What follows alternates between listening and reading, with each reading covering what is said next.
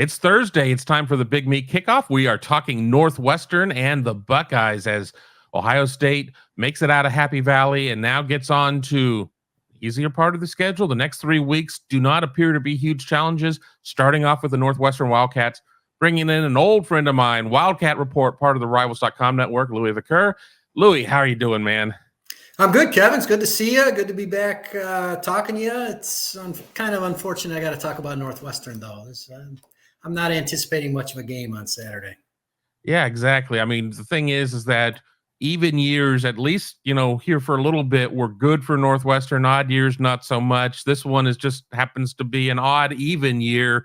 1-11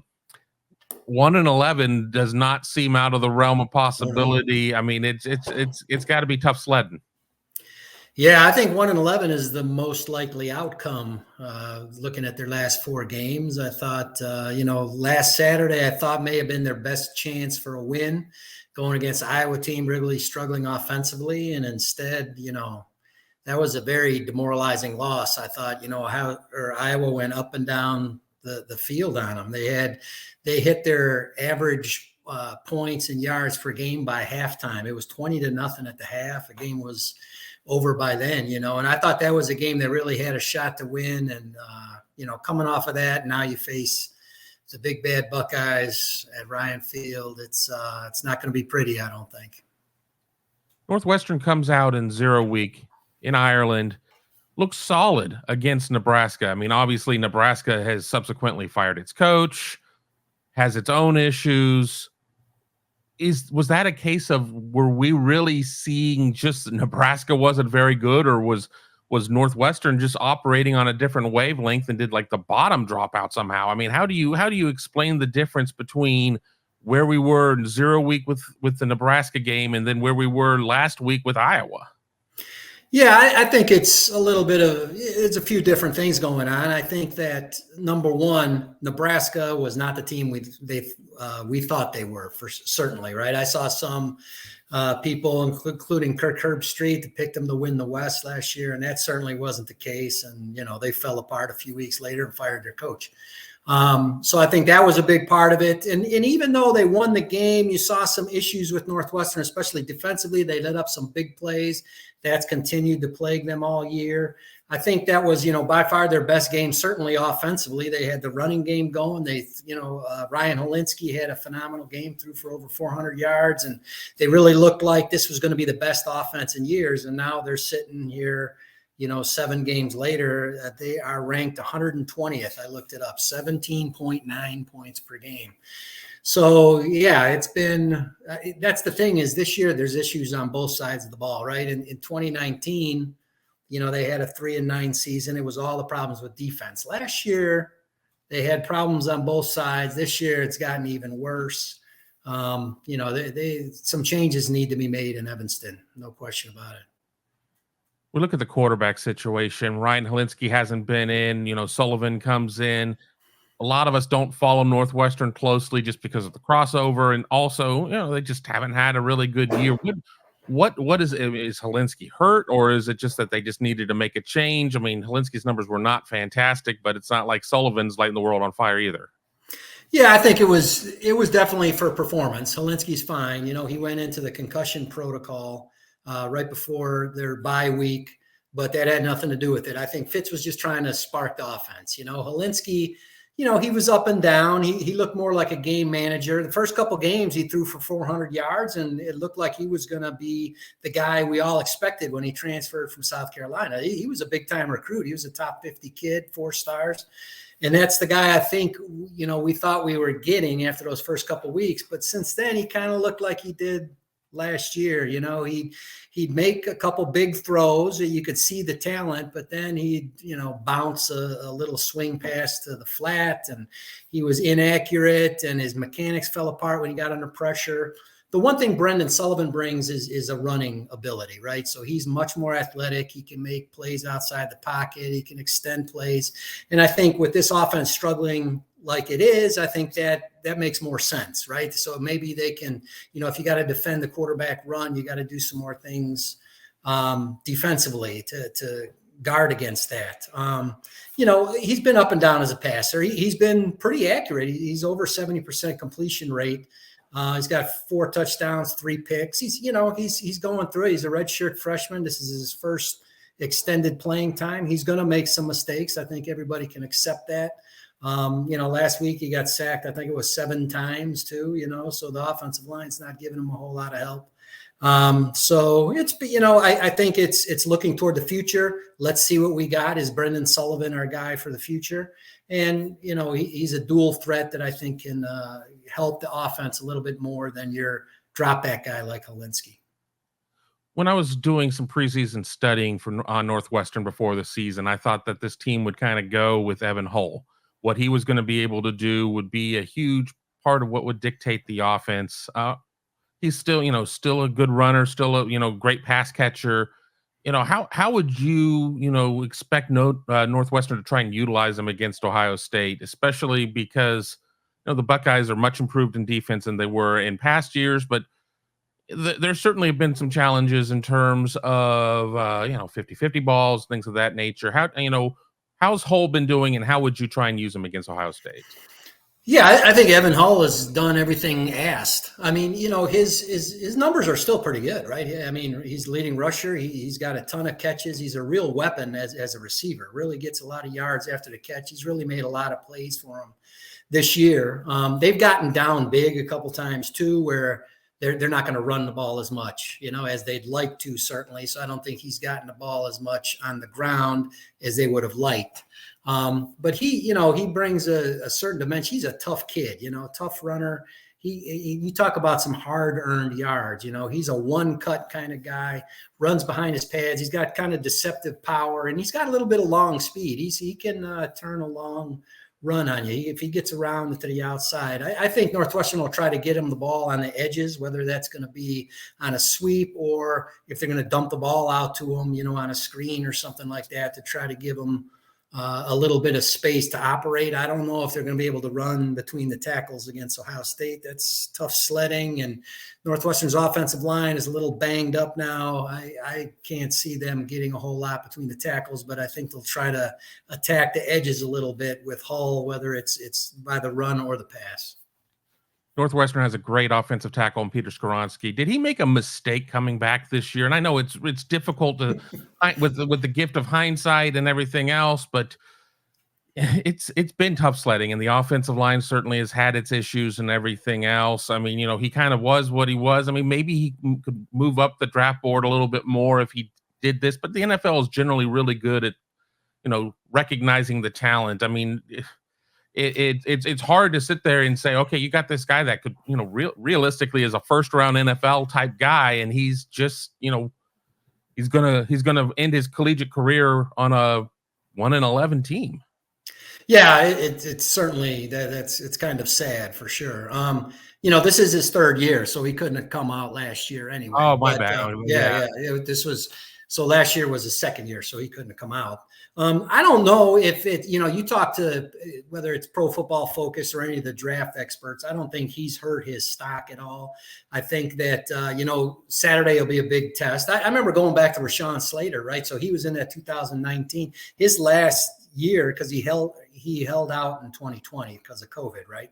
So 2019 was his last year. He had that sensational game against Chase Young. I think that game, Northwestern lost 52-3, but I think that game did more for his draft stock than any other. You know what I mean? So I think, Peter Skoronski has still been an outstanding player. He's still, you'll see him on Saturday. He'll get a challenge. I think he'll be up to it. I mean, he's everything you want in an offensive tackle. He's been a dominant guy in the run game. He's strong. He's a big, strong beast and can maul when you want to. And he's still got like the ballerina's feet, out there on the edge. He's been He's tremendous to watch. I feel bad for him personally, right? That he's got to go through this in his last season. That's got to be tough on him. But I don't think it, has done anything to hurt his draft stock or anything like that. Scouts, they don't look at outcomes. They're looking one-on-one how they do. You're watching the Big Me Kickoff with Kevin Noon. I'm joined by Louie Vaccher of Wildcat Report. Now, I'm going through Northwestern's numbers, and obviously, they're not great in terms of run defense, pass defense, et cetera, et cetera, et cetera. It's not like they're giving up 40 plus a week. Wisconsin hung a 40 burger on them, but other than that, it's been 30s and lowers. I mean, why is that? How do you explain the fact that, okay, well, if I'm looking at a 1-11 team, unless you're looking at Nebraska's old 3-9 season where they were losing games by 9 points or fewer, generally you would expect a team that's 1-11 to just be getting shellacked every week. And, sometimes the score doesn't always tell the full story, but it's not like they're getting just absolutely decimated out there. Yeah, part of that too, I think, is opponents, right? So Iowa was, they got the worst offense statistically in FBS, and they hung 33 on them. That to me is much more telling than giving up 50 to Ohio State or something like that. That was a lot worse. I think part of that is, opponents, Miami of Ohio, they had that game that they only gave up, was it 17 that week? I can't even remember now, but you got Miami of Ohio, you got Southern Illinois. They shouldn't put up big numbers, and they didn't. And they early in the season, they got the win under them, and they played decently against Duke. But since then, it's just been, their problems are, I think the biggest thing is big plays, right? I know they didn't give any up last week, which to me was even more demoralizing, right? So Iowa didn't even hit you with a big play or two. They just methodically went down the field on them all day long. That was even, I think, harder to watch than if they had hit, a couple big plays or a kick return or blocked a punt or something like that. They just steamrolled them, which was kind of demoralizing. But they've had problems with big plays all year. They've given up, I think it's 7 plays of 40 or more yards. Those are, backbreakers. And when you got an offense like Northwestern's that's very limited, that can decide a game for you right there. And they've had, almost one of those a week. And Ohio State, we'll see, they can up that number considerably on Saturday. But they've been real inconsistent when they've had, on third downs and stuff like that, where they can have a chance to get off the field. They haven't made the play. And it's just been a tough season all around. They don't have a lot of takeaways either. So it's, their defense is hemorrhaging in a lot of different areas. It's not just one thing you can point to. And as Fitz says, they got a lot of one-man breakdowns, but they're happening at different places all over the field. It's not like, we got a problem in our front seven or our pass rush or the corners or whatever it is. It's happening different places every week.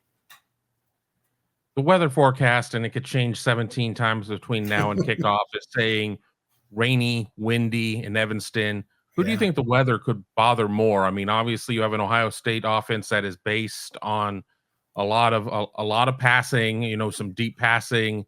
Ohio State's had a little bit of trouble running the ball here the last couple of weeks. Or does it bother Northwestern more, as Northwestern just really doesn't have much of an offense even under perfect circumstances? Yeah, I think it definitely going to hurt Ohio State more potentially, but what does that mean? Do they score 50 instead of 60? I don't know. Fitz joked this week, I don't know if you heard his press conference, that they haven't cut the grass since the last home game, so it should be between 2 and 4 feet high. So it'll be wet too on top of it. But no, I think it'll hurt Ohio State's passing game for sure. I think maybe they will run more. I still think they'll be able to run the ball pretty effectively against Northwestern with or without a passing game. Northwestern, though, I think they're going to try to run it. I don't know if they'll be able to, but at least they'll try to control the clock that way, keep the ball away from the other team, shorten the game, that kind of thing. I think that's really the only chance they have there. So I don't think it'll hurt Northwestern that much. I think it has potential to hurt Ohio State a little more, but like I said, does that have an impact on the game really? Yeah, I don't think so. I can't believe I'm asking this question, but I'm going to ask this question as we're nearing the end of this interview. This is, certainly a bad season for Northwestern. There have been some bad ones along the way. Is there any growing discontent among the Northwestern fan base with Pat Fitzgerald? I mean, where does that stand? I mean, he is, when I think of Northwestern, I think of Pat Fitzgerald, I think of the Wildcat, and I think of ECAT, Evanston Cat on your board. Yeah, that's right. Those are the three. That's the holy trinity of what I think of there. So, I mean, What is the view of Pat Fitzgerald? I mean, is his seat getting warm? I mean, is that warranted? I mean, what are your thoughts? Well, I'll tell you what, the unthinkable has happened in Evanston is that people have kind of turned on Fitz. I think there's a little bit of anger towards him this year. You know, in past years, the scapegoat was it used to be Mick McCall, the offensive coordinator back in 2019. Last year was more about the defensive coordinator, Jim O'Neill. But this year, I think people are blaming it on Fitz, you know, that, you know, he didn't make any changes or anything like that. And, you know, you look, they gave him the practice facility, $270 million. They just announced a few weeks ago, $800 million new stadium, right? They're going to rip down Ryan Field and build a new one. So all that money is flowing into the program. And here, 3 of the last 4 years have been a disaster, right? And now it gets, you know, they were on that, 2019 quarterback, you know, they went from Big Ten West champs, 3-9, Big Ten West champs, 3-9. But now 3-9 has been followed by 1-7. And now it, you know, it could be 1-11, 2-10, 3-9. It doesn't matter. It's been 3 disasters out of the last 4. I don't think, you know, people say, is his seat warm? I think he's feeling a little pressure for sure. You know, they got Dr. Derek Gregg is in his 2nd year as athletic director. I can't see him making a move to fire Pat Fitzgerald. I don't think that that's plausible, but I think there will be some changes on his staff. I think that, you know, Jim O'Neill, the defensive coordinator, is certainly, you know, his seat is hot right now, I think. And offensive coordinator Mike Bajakian, I think they got to take a look at that too. So I think there will be some shuffling of his staff. You know, I don't foresee him getting fired or anything like that. But, yeah, there's going to be some changes. And like I said, he's kind of lost the fan base. That was unthinkable a few years ago, right? Like you said, I think most people look at Pat Fitzgerald as he's not only the face of the program, I think he's the face of the school, right? He is Northwestern as Pat Fitzgerald.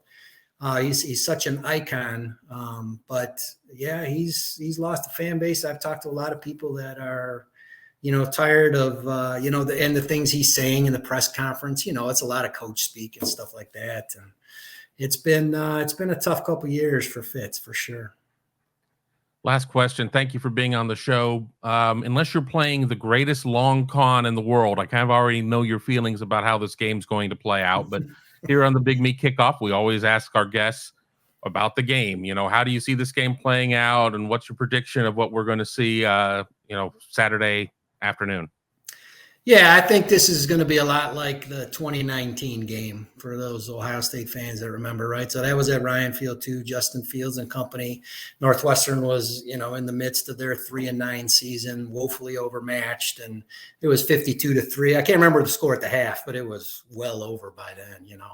I think it's going to be that kind of game. I think the biggest factor to me in determining the final score is going to be Ryan Day, right? Does he want to keep the hammer down to send a message to his team or something like that?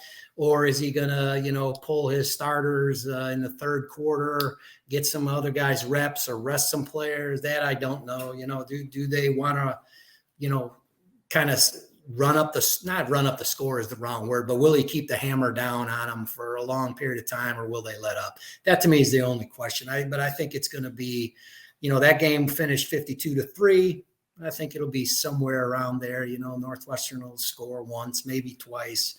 And Ohio State, I think, can kind of name their number. I don't think Northwestern's defense can do much to stop them at this point. And, you know, like I said, I think Ryan Day will determine what the final score is. Well, there you go. You'll see my score prediction on Friday at Buckeye Huddle. Louie, thanks for joining us here on the show. Thanks for having me, Kevin. Appreciate it. It's always good to talk to you. Absolutely. I want to thank everybody out there for tuning in and watching us here on the Big Me Kickoff. Until next week, have a wonderful weekend, and we'll talk to you very soon.